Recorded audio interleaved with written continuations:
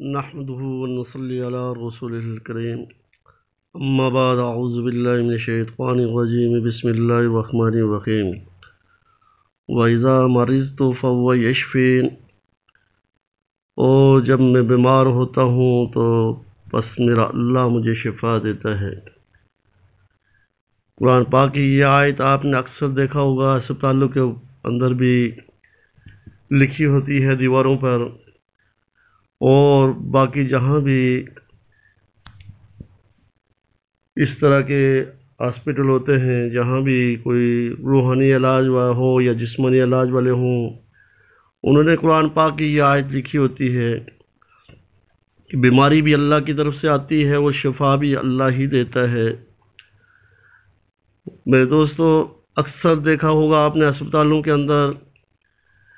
کہ ہر بیماری کی، ہر مرض کی علیحدہ وارڈ ہے۔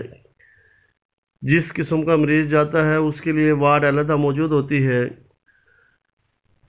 اور پھر آپ نے دیکھا ہوگا کہ اس وارڈ کے اندر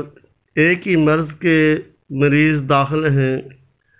اور ان کی تشخیص ایک ہی ہو رہی ہے، علاج بھی ایک ہی ہے، کیونکہ بیماری ایک ہے۔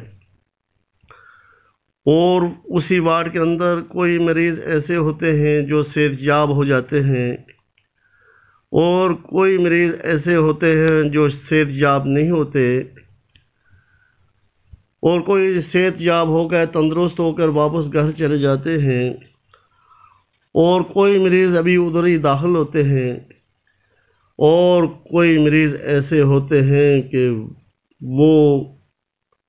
وفات پا چکے ہوتے ہیں، صحت یاب نہیں ہو سکتے، جبکہ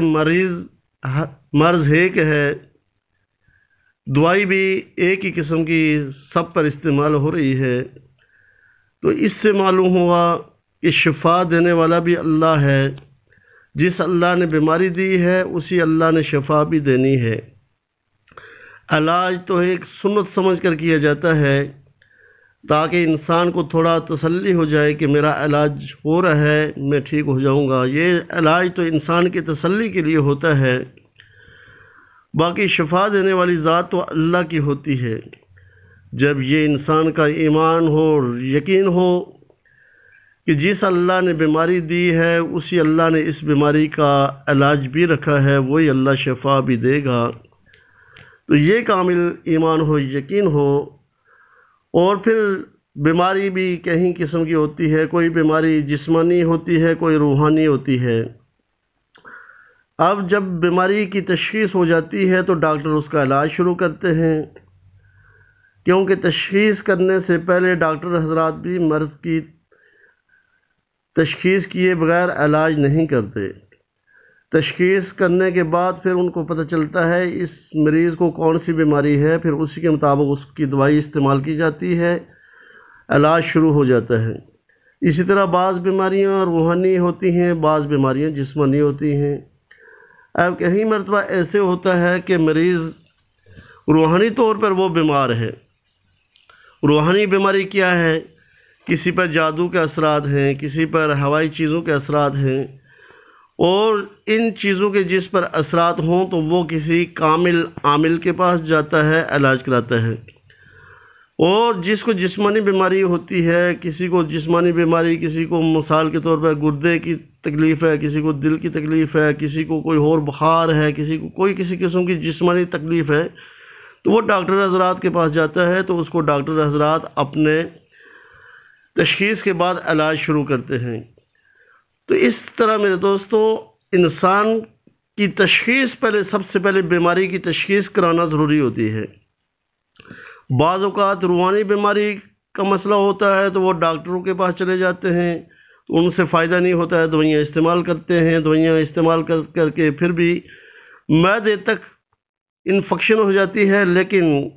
فائدہ دوائیوں سے کوئی نہیں ہوتا۔ اس کی وجہ کیا ہے کہ وہ تو جسمانی مریض ہے ہی نہیں، وہ تو روحانی مریض ہے، اس کے اوپر جادو کے اثرات ہیں، یا اس کے اوپر ہوائی چیزوں کے اثرات ہیں، یا کوئی اور روحانی مسئلہ ہے، تو اس مریض کو چاہیے کہ وہ روحانی کسی کامل عامل نیک صالح آدمی کے پاس جا کر اپنا علاج کرائے۔ اور اسی طرح بعض اوقات ایسے ہوتا ہے کہ کوئی مریض ایسا ہوتا ہے کہ جس کو جسمانی مرض ہوتی ہے، اور وہ عاملوں کے پیچھے پھرتا ہے، کبھی کسی عامل کے پاس، کبھی کسی عامل کے پاس، کبھی کسی عامل کے پاس جاتا ہے، جبکہ اس کی بیماری ڈاکٹری ہوتی ہے۔ تو اب ڈاکٹری بیماری کا علاج عامل حضرات نہیں کر سکتے ہیں، اس لیے پہلے تشخیص کرائی جائے، رپورٹیں اگر کلیئر ہیں، ڈاکٹری بیماری نہیں ہے، تو پھر اس کو چاہیے کہ روحانی علاج کرائے۔ اس لیے در در کی ٹھوکریں تب کھائی جاتی ہیں عاملوں کے پیچھے، تب جا جا کر انسان خوار ہوتا ہے کہ مرض اس کی ہوتی ہے ڈاکٹری، اور وہ پھرتا عاملوں کے پاس ہوتا ہے، اپنا بھی وقت بھی ضائع کرتا ہے، اپنا پیسہ بھی ضائع کرتا ہے۔ اس لیے پہلے تشخیص کرائی جائے، ٹیسٹیں کرائی جائیں، ٹیسٹوں کے اندر اگر بیماری آتی ہے تو اس کا علاج کیا جائے، بیماری نہیں ہے تو پھر روحانی علاج جا کر کسی کامل عامل کے پاس کرانا چاہیے۔ اس لیے تشخیص بہت ضروری ہے، چاہے تشخیص جسمانی ہے چاہے تشخیص روحانی ہے، سب سے پہلے تشخیص کرائی جائے، تو پھر انسان کا وقت بھی بچ جاتا ہے، اور انسان کا مال بھی بچ جاتا ہے، اور انسان کی صحت بھی اللہ رب العزت اس کو صحت و تندرستی بھی عطا فرماتے ہیں۔ تشخیص کی پہلے تشخیص کرانا بہت ضروری ہے۔ اس لیے دوستو، در در پھرنے سے پہلے سب سے پہلے کسی اچھی جگہ جا کر اپنی ٹیسٹیں کرائے، اس کے بعد اس کا علاج کرایا جائے۔ اللہ رب العزت ہمیں جو ہے نا صحیح معنوں میں قرآن و سنت کے مطابق اپنی زندگی گزارنے کی توفیق عطا فرمائے، اور سب سے بڑی چیز اپنے ایمان کی حفاظت کریں۔ ایمان تب محفوظ ہوگا جب ہمیں صحیح کامل ڈاکٹر یا صحیح کامل عامل ملے گا، عامل صحیح ملے گا تو وہ ہمارے ایمان کو بھی محفوظ رکھے گا، ہمیں معالج بھی، ہمارا علاج بھی صحیح کرے گا۔ اس لیے ہمیں اپنے معالج کی پہلے سوچ سمجھ کر اس کا انتخاب کریں کہ جو ہمارا علاج صحیح کر سکے۔ اللہ پاک ہم سب کو قرآن و سنت کے مطابق زندگی گزارنے کی توفیق عطا فرمائے۔